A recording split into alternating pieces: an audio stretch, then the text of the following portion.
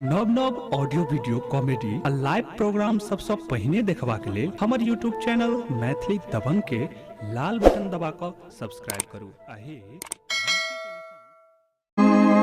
ए सपना खुशबू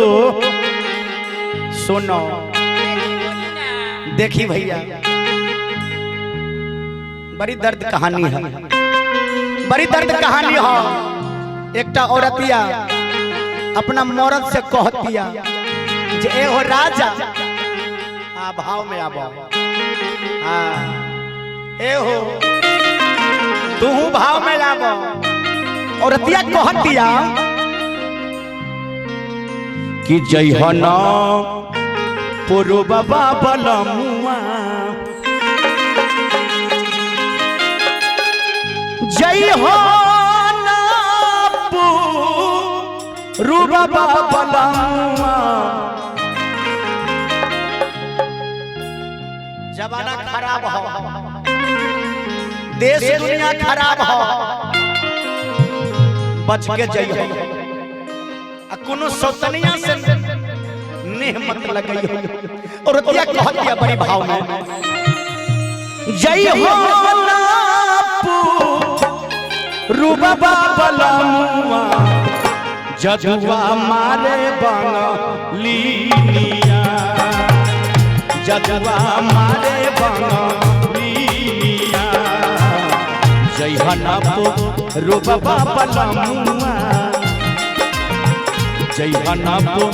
रूबा बलमुआ जय हनपो रूबा बलमुआ जजुआ मारे बंगलिया जजुआ मारे बंगलिया।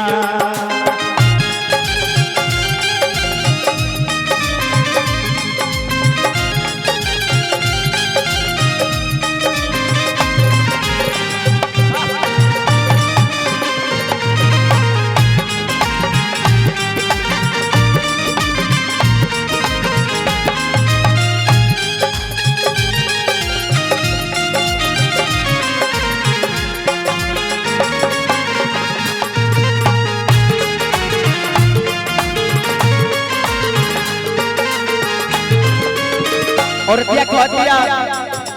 जे ए हो राजा ए पिया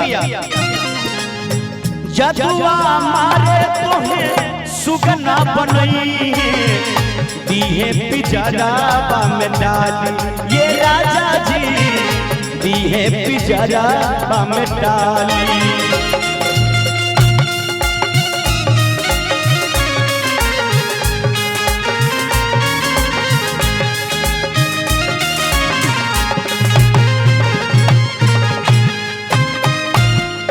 राजा हमार बात सुनो जजुआ मारे तोहे सुगना बनई दीहे पिजरावा में डाली ये राजा जी दीहे पिजरावा में डाली। कई के ना अइहा पियावा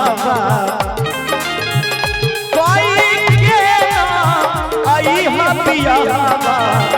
लइहा ना हो सौतिया दिहल पिहा केहू के न पनिया दिहल पिहा केहू के न पनिया जजुआ मारे बंगलिया दिहल पिहा केहू के न पनिया जजुआ मारे बंगलिया। रहना रही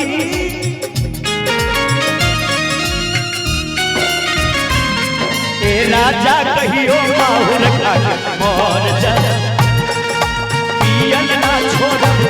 किछु कर जाए ए राजा कहियो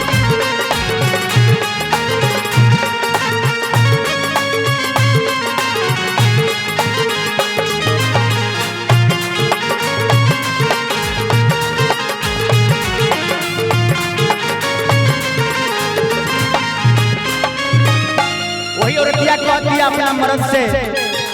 जे ए हो राजा तो सकता किया पे तोहके सुतई है काढ़ली है जाना ना बचई है ए राजा जी काढ़ली है जाना ना बचई है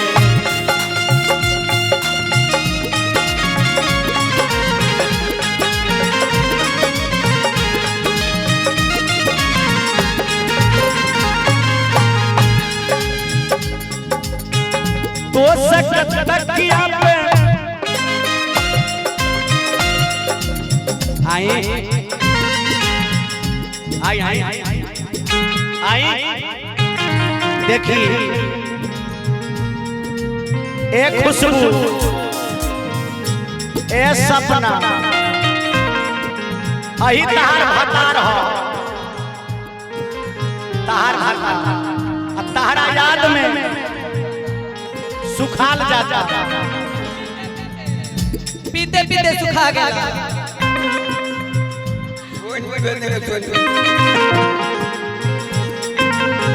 क्या कहला हाय हाय देखी कहत दिया औरतिया कहत दिया तो तकिया पे तोहके सुतई काढ़ली है जाना ना बतई है ए राजा जी काढ़ली है जाना ना बतई है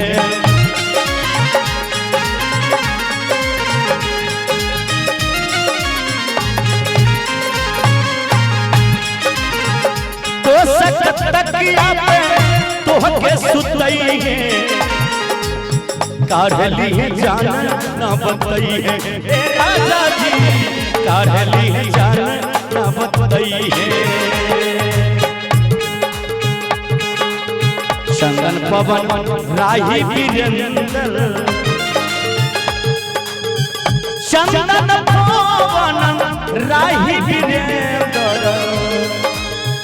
चंदन पवन